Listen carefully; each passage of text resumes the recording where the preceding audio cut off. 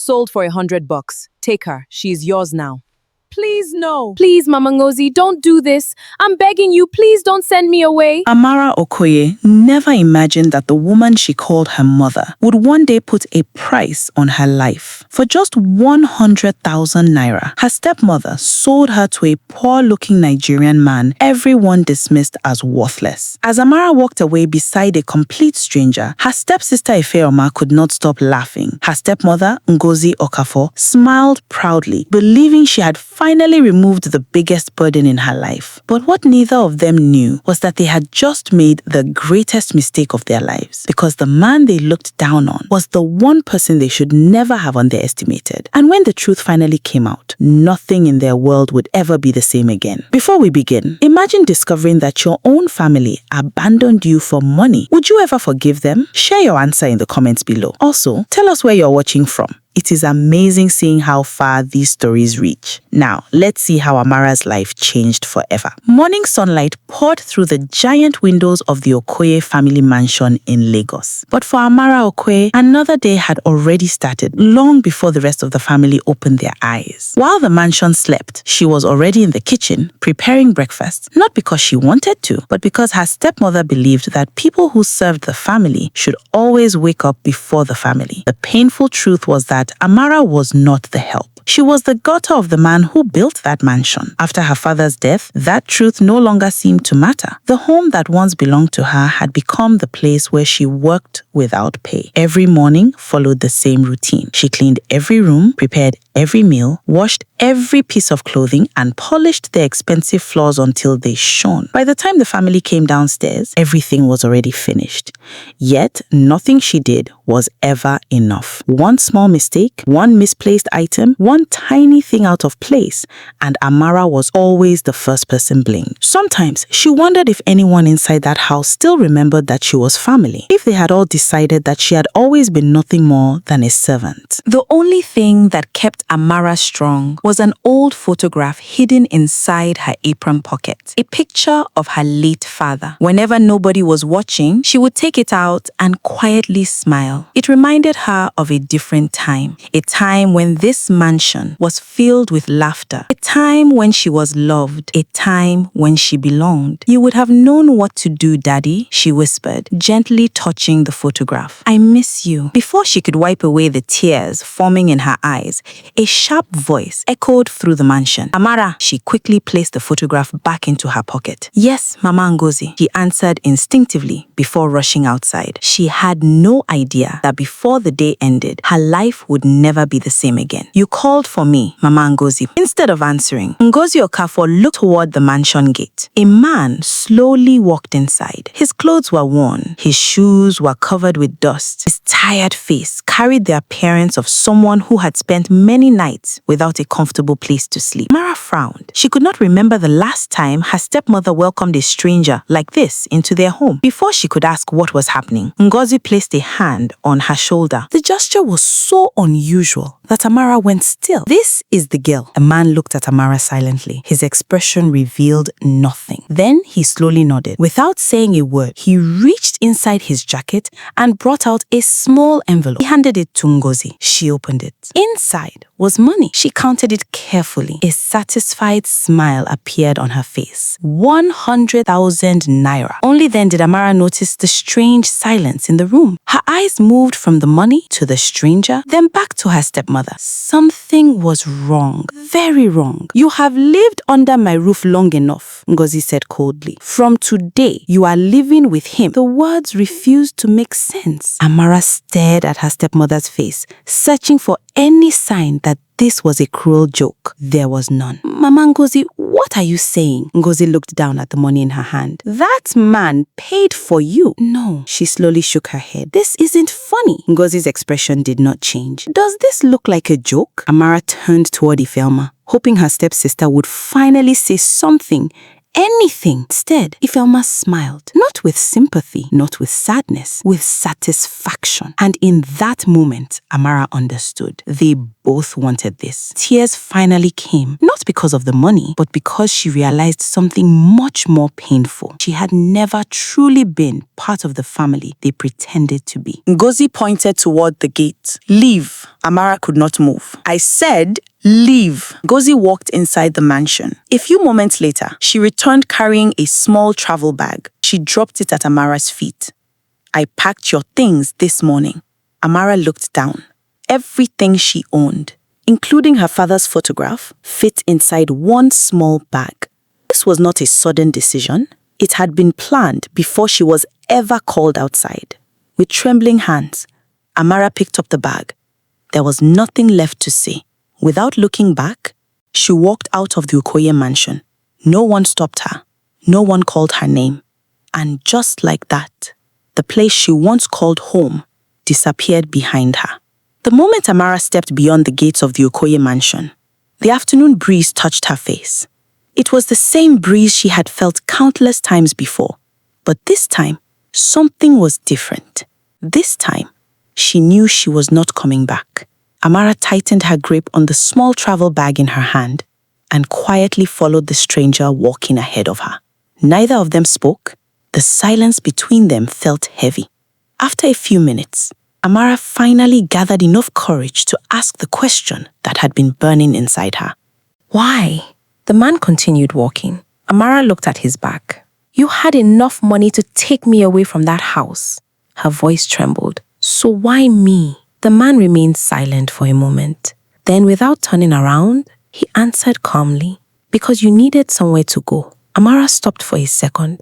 That was not the answer she expected. She had prepared herself for something cruel. She expected greed. She expected someone who wanted something from her.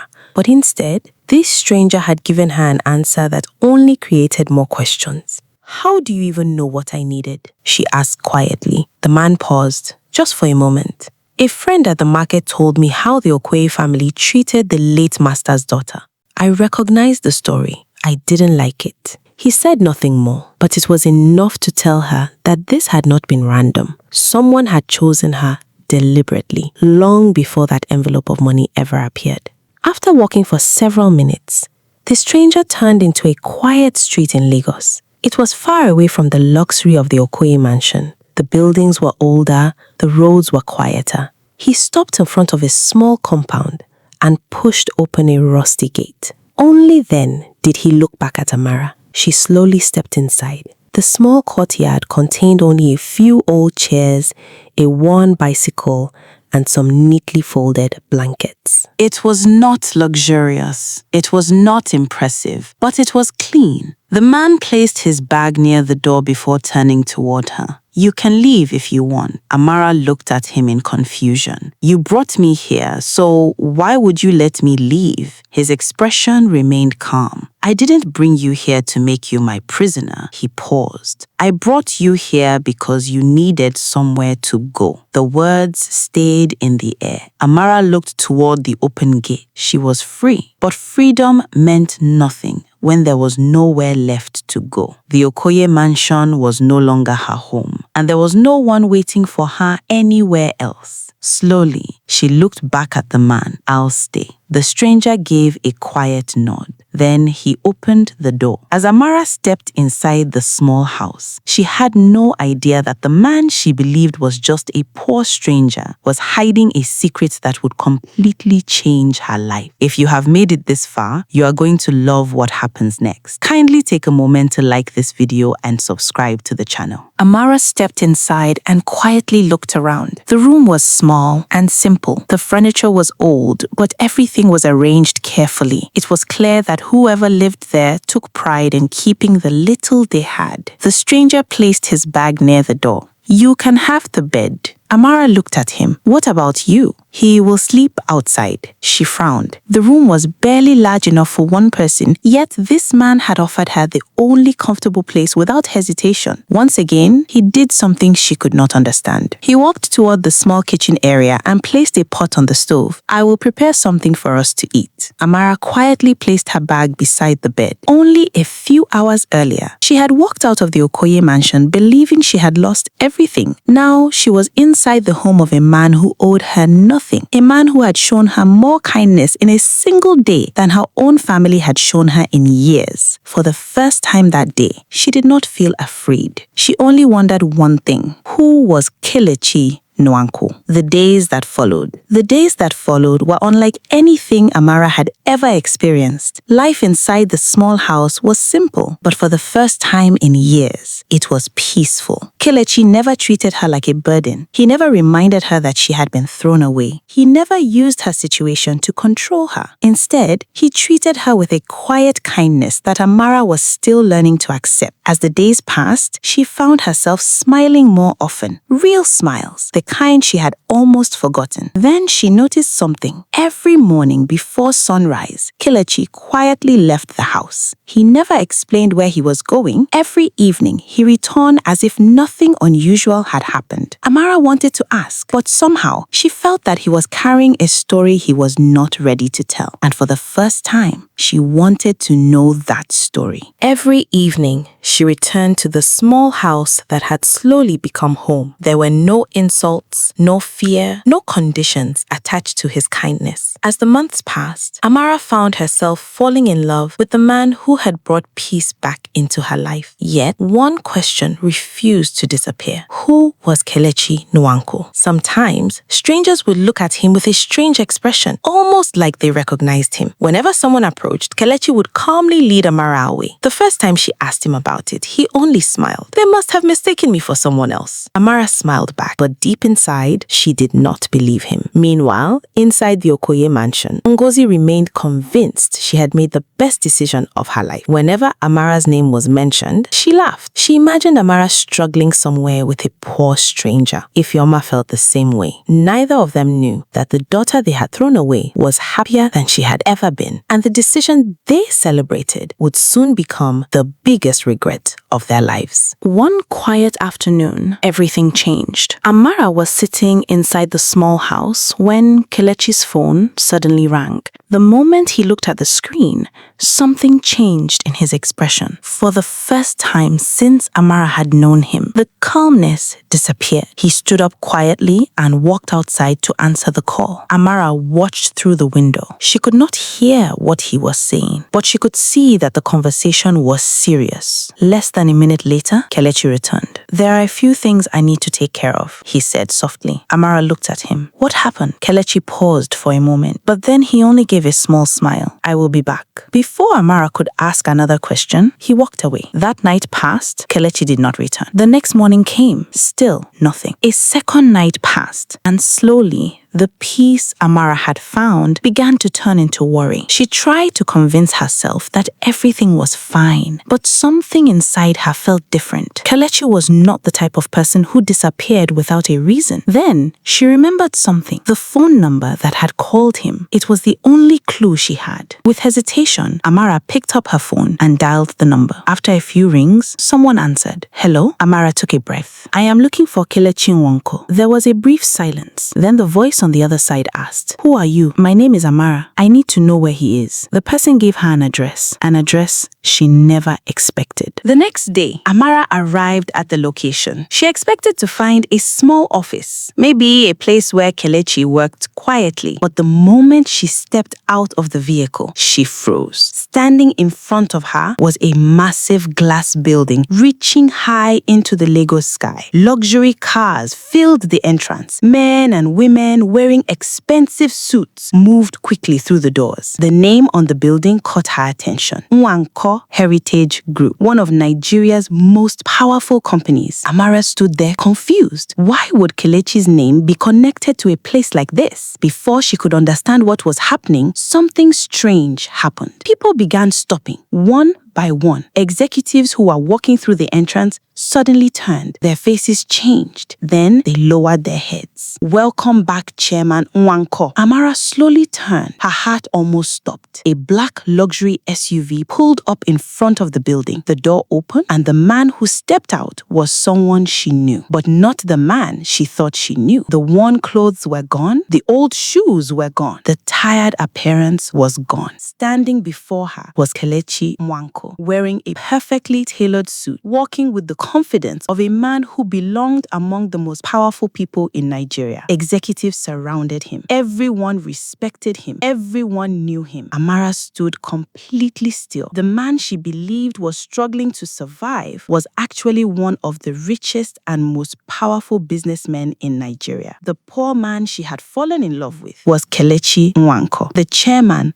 Nwanko Heritage Group. Amara could barely process what she was seeing. Everything about Kelechi had changed in one moment. Later, when they were finally alone, she looked at him. Why? Kelechi remained quiet. He looked through the large office window overlooking Lagos. Then he spoke. "For years, people only saw my money." He paused. "They wanted my name, my influence, my connections. They wanted what I could give them." He looked down. "After some time, I couldn't tell who cared about me and who cared about my wealth. That was why he walked away. He left behind the luxury homes, the expensive cars, the powerful position. He wanted to know what life looked like when nobody knew his name. For the first time in years, people treated him based on who they thought he was. Some ignored him. Some looked down on him. But at least their reactions were honest." Then Kelechi turned toward Amara. "You never knew I was Chairman Kelechi Nwanko. You only knew Kelechi, the man who shared his home with you, the man who ate simple meals with you, the man you chose before you knew what I owned." Amara felt tears filling her eyes, because she finally understood. Kelechi was not hiding his wealth because he was ashamed. He was searching for something money could never buy. Someone who would love the man before the billionaire. Months passed. The life Amara once believed was impossible slowly became her reality. The small house where she had once arrived with a broken heart was now a memory of where everything began. She and Kelechi built a life together based on something money could not buy: trust, respect, and genuine love. Because before Amara ever knew his wealth, before she ever saw the skyscraper, before she ever knew the name behind the empire, she knew the man. She knew Kelechi, the man who gave her a home when she had nowhere to go, the man who offered her kindness when her own family had rejected her. And that was the reason Kelechi knew she was different. Months passed, and Kelechi and Amara were married. The wedding became one of the biggest social events in Lagos. People who once ignored Kelechi now wanted to be close to him. Business leaders, politicians, celebrities, everyone wanted an invitation. But through all of it, Kelechi never forgot the woman who loved him when he had nothing. As chairman of Nwanko Heritage Group, Kelechi's public appearances always attracted attention. One evening, the couple attended the company's annual charity gala. The event was held in one of Lagos's most luxurious hotels. The entrance was filled with cameras. Flashlights filled the night. Reporters stood waiting. "Mr. Kelechi, over here. Chairman Nwanko. Mrs. Nwanko, please look this way." Through all the noise, Kelechi never released Amara's hand. They walked together, not as a billionaire and his wife, but as two people who had found each other when life was at its hardest. The girl they believed was living a miserable life somewhere, standing beside one of the richest men in Nigeria as his wife. The room became completely silent. Neither woman could speak. Every memory came rushing back. Every insult, every cruel word, every moment they made Amara feel worthless. Now they finally understood. The person they had treated like a burden was the person they should have protected. Their greed had cost them something they could never replace. The next morning, two unexpected visitors arrived at the Nwanko residence. A car stopped outside the gate. Ngozi and Ifeoma stepped out. But this time, they were not wearing the faces of powerful women. They came with smiles, the kind of smiles that only appeared when they needed something. They walked toward the entrance. Before they could knock, the door opened. Amara stood there. For a moment, nobody spoke. Ngozi forced a gentle smile. Amara, we have missed you, Ifeoma quickly added. We were so worried about you. Amara looked at them quietly. Months earlier, she might have believed those words. Months earlier, she might have run into their arms. But she was no longer that same frightened girl. Ngozi reached for her hand. We made mistakes, but we are still family. Come home. Amara looked at the hand reaching toward her, then slowly pulled away. My home is already here. Ngozi's smile disappeared. Amara, we only want another chance. Amara looked directly into her eyes. The day you sold me for 100,000 naira, you stopped being my family. The words were quiet, but they carried years of pain. Silence filled the space between them. Ngozi had no answer. For the first time, she saw the truth. The girl she once controlled was gone. The girl who begged for love was gone. Standing before her was a woman who finally knew her own worth. Without another word, Amara turned around and walked back through the gates. Ngozi and Ifeoma could only watch. Ngozi realized there was something far more valuable than money. A second chance, one she might never receive. The girl who was once thrown away for 100,000 naira found something worth more than wealth. She found love, respect, and a family that valued her. Ngozi and Ifeoma were left with the consequences of the choice they had made. But Amara never looked back because the people who tried to destroy her life had unknowingly led her to the life she was always meant to have. As for Kelechi,